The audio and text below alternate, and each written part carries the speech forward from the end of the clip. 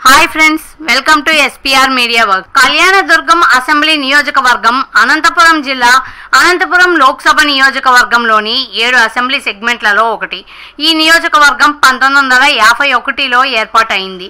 2019 నాటికి ఈ నియోజకవర్గంలో మొత్తం 2,19,591 మంది ఓటర్లు ఉన్నారు. గత అసెంబ్లీ ఎన్నికలలో వైసీపీ అభ్యర్థిగా పోటీ చేసి గెలిచిన కేవీ ఉషశ్రీ చరణ్ ప్రస్తుతం ఈ నియోజకవర్గం యొక్క సిట్టింగ్ ఎమ్మెల్యే. కళ్యాణదుర్గం అసెంబ్లీ నియోజకవర్గం విషయానికి వస్తే దీనికి చారిత్రాత్మకంగా ఘన చరిత్రే ఉంది. శతాబ్దాల నాటి రాజరిక ఆనవాళ్లు ఇంకా ఆ ప్రాంతంలో ఉన్నాయి.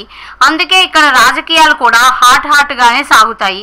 ఈ క్రమంలో గత ఎన్నికల ఫలితాలని ఒకసారి విశ్లేషిద్దాం. 2009 ఎన్నికలలో కాంగ్రెస్ అభ్యర్థి నీలకంఠపురం రఘువీరారెడ్డి, టీడీపీ అభ్యర్థి ఉన్నం హనుమంతరాయ చౌదరి మరియు పీఆర్పీ అభ్యర్థి మార్కెట్ రమణలపై పోటీ చేసి 4,388 ఓట్ల మెజారిటీతో గెలుపొందారు. 2014 ఎన్నికలలో టీడీపీ అభ్యర్థి ఉన్నం హనుమంతరాయ చౌదరి, వైసీపీ అభ్యర్థి బోయ తిప్పేస్వామిలపై పోటీ చేసి 22,319 ఓట్ల మెజారిటీతో గెలుపొందారు. 2019 ఎన్నికలలో వైసీపీ అభ్యర్థి కేవీ ఉషశ్రీ చరణ్, టీడీపీ అభ్యర్థి ఉమామహేశ్వర నాయుడు మాదినేని, కాంగ్రెస్ అభ్యర్థి రఘువీరారెడ్డి, జేఎస్పీ అభ్యర్థి రాహుల్ కరణం మరియు బీజేపీ అభ్యర్థి ముప్పూరి దేవరాజులపై పోటీ చేసి 19,896 ఓట్ల మెజారిటీతో గెలుపొందారు. 2024 ఎన్నికలలో వైసీపీ అభ్యర్థి తలారి రంగయ్య, టీడీపీ అభ్యర్థి అమిలినేని సురేంద్రబాబు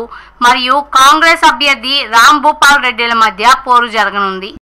ప్రజాస్వామ్యం వర్ధిల్లాలన్నా, మన జీవితాలు తలరాతలు మారాలన్నా అది కేవలం ఒక్క ఓటుతోనే సాధ్యం. మనం వేసే ఓటు మన భవిష్యత్తును, రాబోయే తరాల మనుగడను నిర్ణయిస్తుంది. అంతేకాదు, మన ఓటుతోనే నవ సమాజం నిర్మితమవుతుంది, ఇంకా దేశ దిశ దశను మారుస్తుంది. ఓటు అనే 2 అక్షరాల పదం దేశ చరిత్రనే మార్చేస్తుంది. కేంద్ర ప్రభుత్వం జనవరి 25ను జాతీయ ఓటర్ల దినోత్సవంగా ప్రకటించింది. కుల, మత, ప్రాంత, లింగ, జాతి, భాష అనే భేదం లేకుండా దేశంలో నివసించే 18 సంవత్సరాలు నిండిన పౌరులు అందరికీ భారత రాజ్యాంగం ఆర్టికల్ 326 ద్వారా ఓటు హక్కును కల్పిస్తుంది. ప్రజాస్వామ్యాన్ని గౌరవించాల్సిన బాధ్యత ప్రతి పౌరుడిపై ఉంది. ప్రజాస్వామ్యానికి ఓటే పునాది. దేశ, రాష్ట్ర భవిష్యత్తును నిర్ణయించేది ఈ ఓటే. అలాంటి ఈ ఓటును డబ్బుకు, మద్యానికి అమ్ముకోకుండా భారత ప్రజాస్వామ్య పరిరక్షణ కోసం ప్రతి ఒక్కరూ